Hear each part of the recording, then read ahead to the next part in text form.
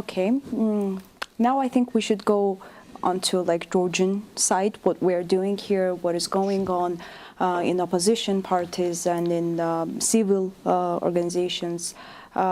So, as we know, for now, Georgian civil organizations, they issued a statement that they're not going to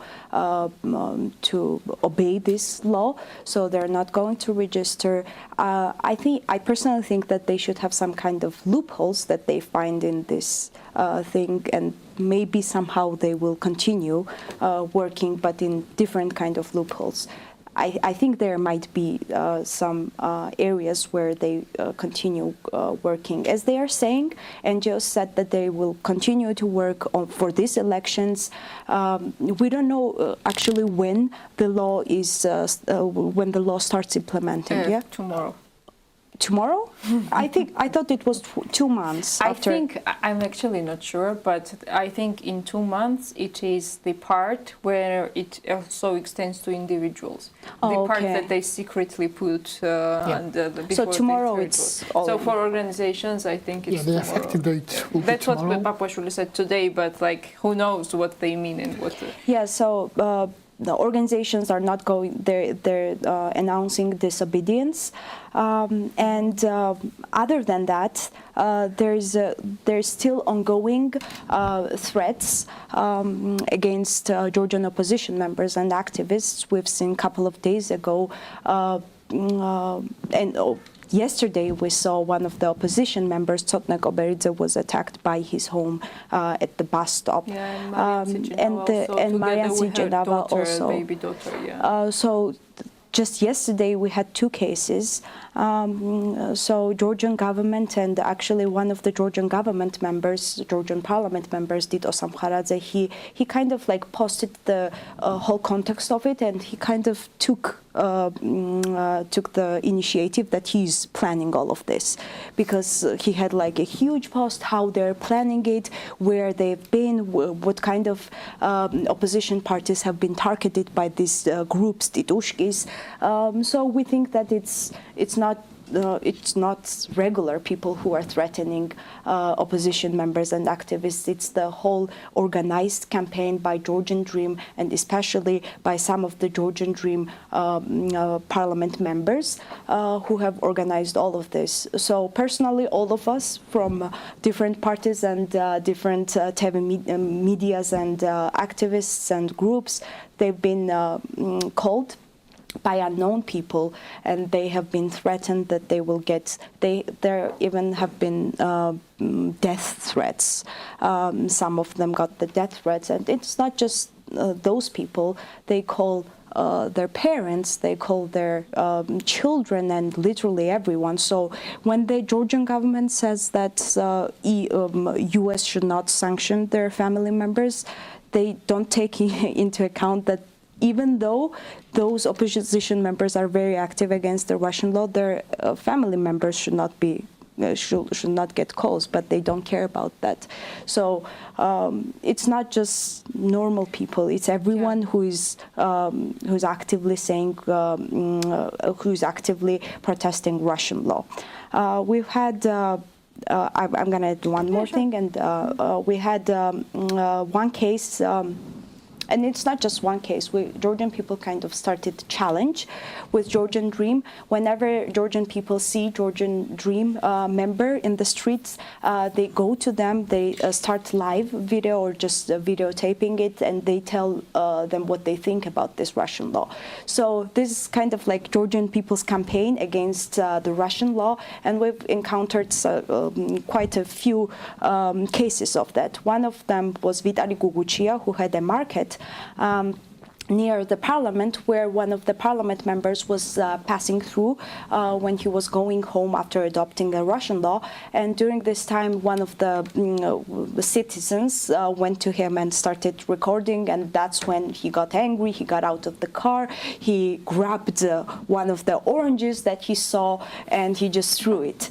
So this orange was Vitali Guguchia's, who had a market near Parliament. parliament, and the next day Georgian Dream parliament member went to him and started apologizing for grabbing the orange, and that's when Vitaly Goguchia started talking, and he never stopped. He explained very well why this Russian law was Russian, and even other parliament opposition members and other opposition members have not explained this very well.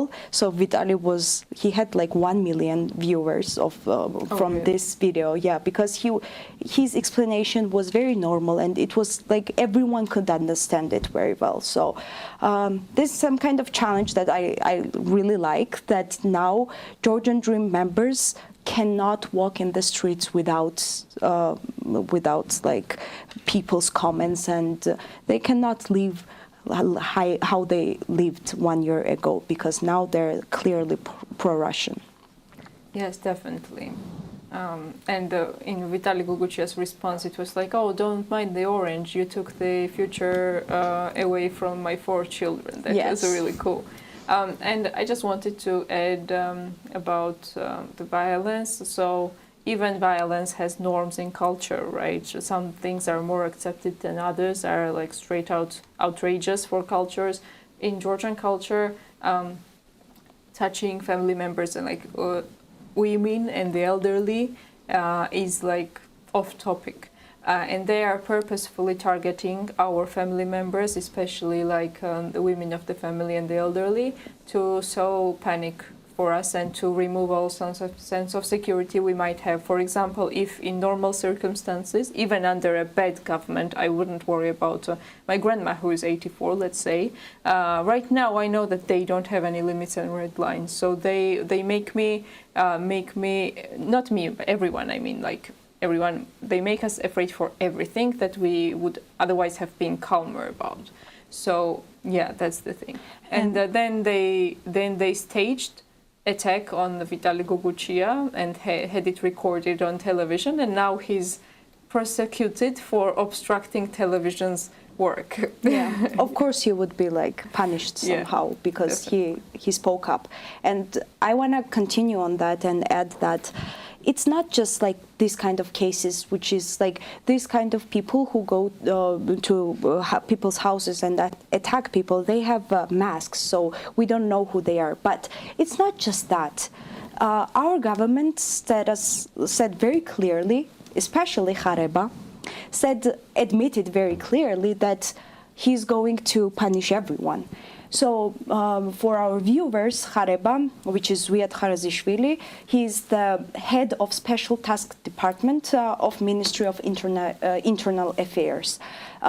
So he should be the person who is responsible for people's safety and protesters' safety, but he's the one who he didn't even fear. He just came out to the television and he said that he has he has the list where he has all of the people who needs to be beaten up during the protests. So it's not just like normal kind of violence. It's state-claimed violence, which is which Georgian Dream is conducting. Yeah, and then the Prime Minister Gobakhidze said that, oh, the statement from Khareba was just irony.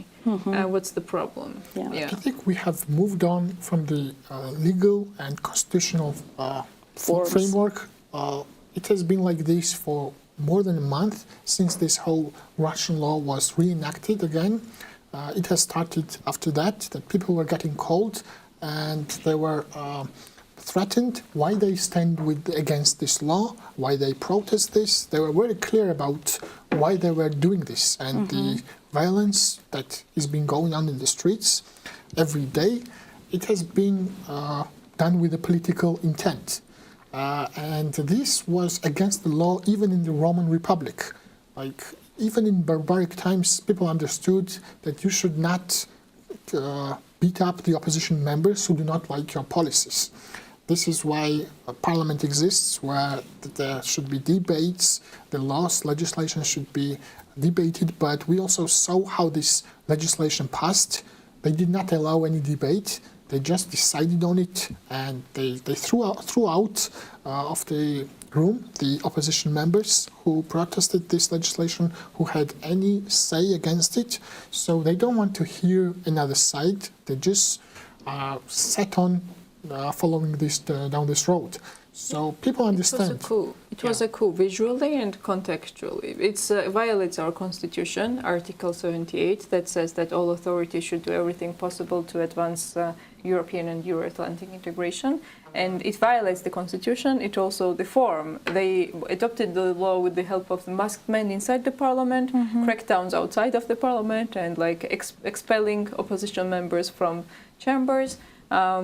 So the government has violated the constitution, and CSOs, they will be submitting the case to the constitutional court, and then if and when the constitutional court fails, because we know that it's unfortunately pocketed by the Georgian Dream, then in this case will be sent to the European Court of Human Rights. Yeah, it's. I will add on top of that that the Georgian democracy is trying to fight by any means, by legal means, by the support of international community, and at this moment, the civil society organizations are trying to challenge this law in the constitutional court, but they can only challenge it based on the human rights chapter, the second chapter of rights.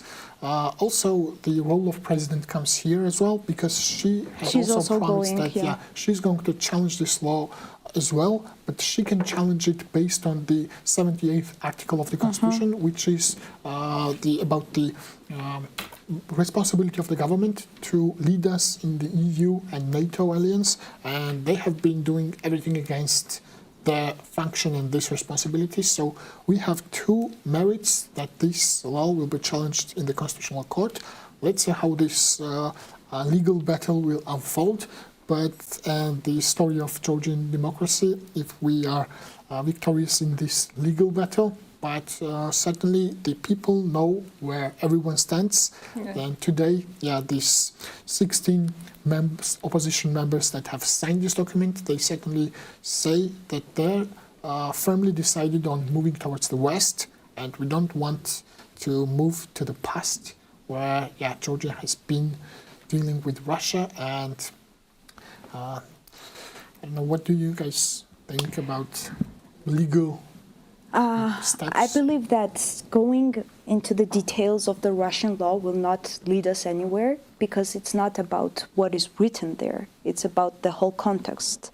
So even though they're going to take it to the Europe civil societies, I believe that we need to be more focusing on the whole context of this law rather than what's written there, because what's written there might be it might look very good on the paper, and it's not that what it looks on the paper. It's the whole context in it. So it's not just in Georgian court. I don't have any trust in, but in Europe maybe.